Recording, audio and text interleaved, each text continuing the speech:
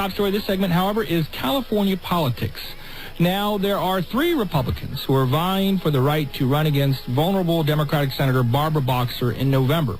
One is Carly Fiorina, the former corporate executive. The other is Tom Campbell, the former head of the State Treasury Department and a former congressman. And the other is Assemblyman Chuck DeVore of Irvine. The conventional wisdom has been that Chuck has got appeal to some folks, but ultimately it's going to end up a two-way race. But this week, a poll came out, Capital Weekly Probolsky Research poll, that showed that Chuck was essentially tied with Carly Fiorina despite all her money. I'm pleased to welcome Chuck back to KOGO. Chuck, welcome back. Good to have you on. Hey, it's great to be back on your wonderful show.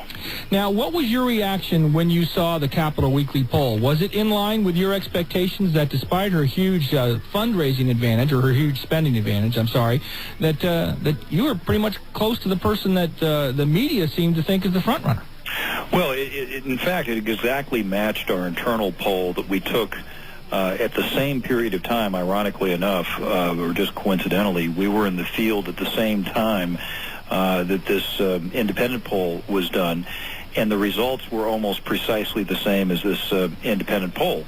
And what our results show is that Tom Campbell is in the lead because a lot of people mistakenly think that he's a conservative.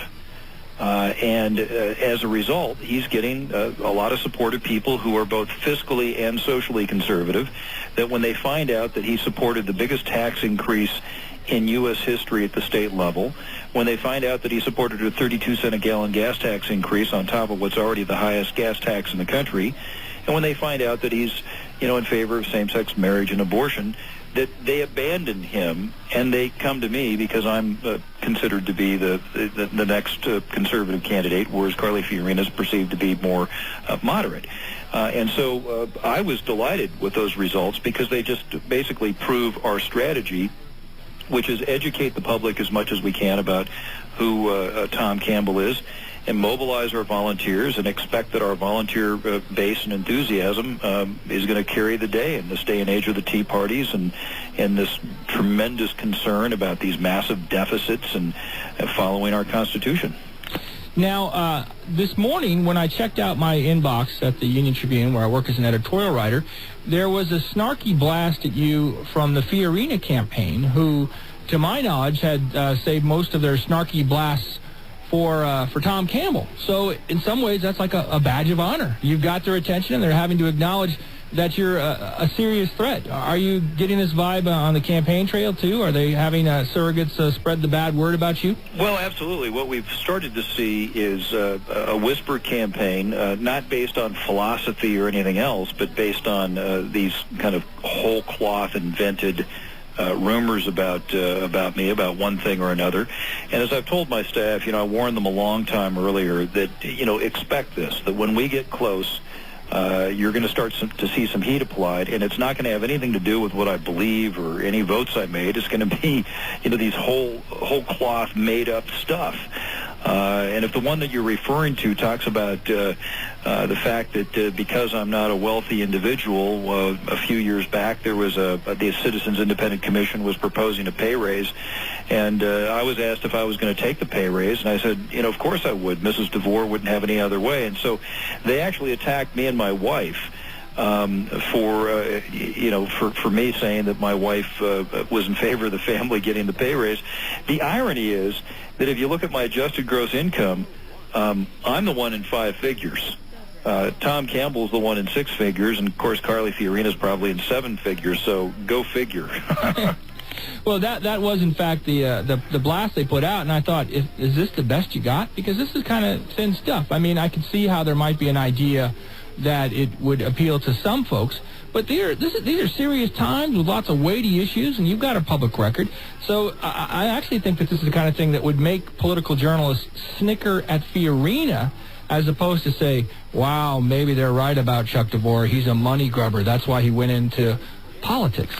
Yeah, I got a big kick out of that, because what we're likely to do is say, so let me get this straight. What Carly Fiorina is saying is that in our democratic republic, public service and elected office is only supposed to be the playground and the domain of the super wealthy. Is that what, in fact, she's saying?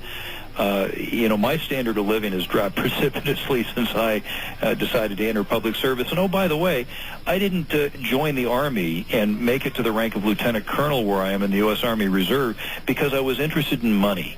I did it because I care very deeply about our republic. I care about supporting and defending the Constitution of the United States of America against all enemies, foreign and domestic. That's why I went into elected office. That's why I serve in the U.S. Army as a lieutenant colonel in the Army Reserve. If I wanted to make more money, I certainly would not have enlisted in the U.S. Army as a private first class back in 1983 and eventually earning my commission. There are plenty of easier ways to make money than serving your nation in uniform, I'll tell you that. This is Top Story on AM 600 KOGO, San Diego's news and talk station. I'm Chris Reed of the Union Tribune editorial board. We're talking with Senate candidate Chuck DeVore, Irvine Republican Assemblyman.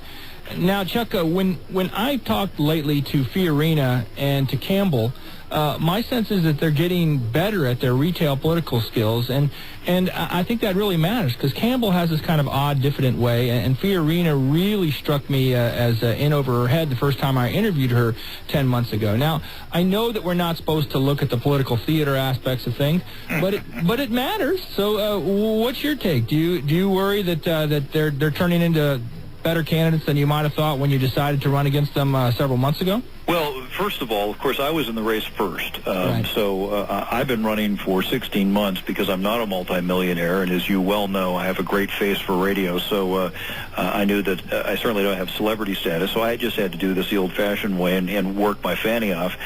We're up to about 330 events. So, I, too, have been improving. But, good for all of us that we're improving because Barbara Boxer is a formidable campaigner. And I'll tell you, if we can't beat each other, there's no way in heck that one of us is going to be able to beat Barbara Boxer.